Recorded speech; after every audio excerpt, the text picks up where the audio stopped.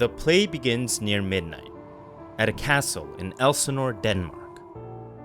Bernardo, a guard on sentry duty, enters to relieve his comrade, Francisco. Suddenly, two figures emerge from the darkness. "Stand! Who's there?" "Friends to this ground." "And liegemen to the Dane." The two new characters are Marcellus, another guard, and Horatio, a scholar. They've all come together at this late hour because Bernardo and Marcellus claim that they have seen a ghost while on duty lately.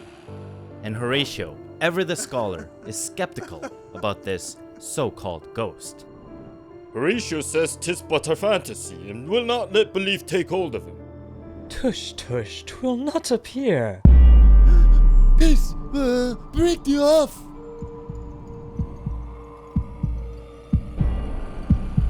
To Horatio's surprise, the ghost does appear. And moreover, the ghost resembles their former king who had recently passed away. The ghost is even wearing the same armor that the dead king wore when he went out to the battlefield.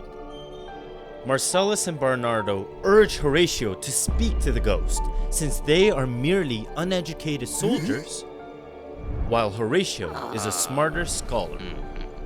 Horatio orders the ghost to identify itself and speak, but instead, the ghost just disappears. Horatio is clearly shaken by the ghost's appearance, and Marcellus communicates that the ghost has already appeared twice now. For Horatio, the appearance of the ghost sounds like very bad news. How now, Horatio? You tremble and look pale. Is not this something more than fantasy? What think you on it? In what particular thought to work I know not, but in the gross and scope of mine opinion this bodes some strange eruptions to our state.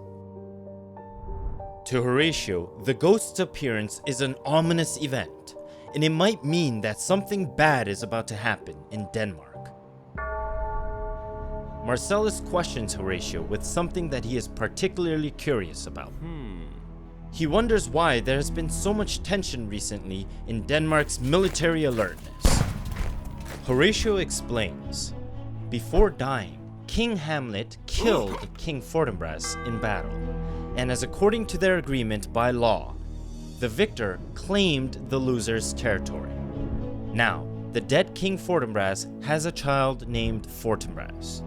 Yes, they are the exact same names.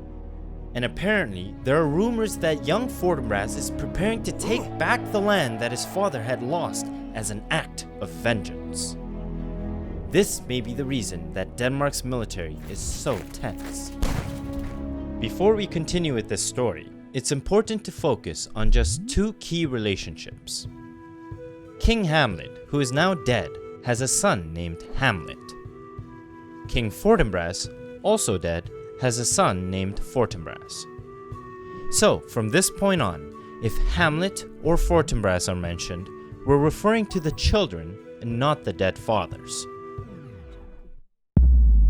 Suddenly, the ghost appears once again, but this time, Horatio is more prepared to speak to it. "Stay, illusion! If thou hast any sound or use of voice, speak to me. If there be any good thing to be done, that may to thee do ease and grace to me, speak to me. If thou art privy to thy country's fate, which happily foreknowing may avoid, oh, speak!" At the crowing of a rooster, the ghost starts to disappear again. Horatio orders Marcellus to stop the ghost from leaving. But of course, this doesn't work out. Afterwards, Marcellus admits that it was a foolish attempt to intimidate the ghost with violence. Marcellus realizes that the ghost flew away at the crowing of the rooster.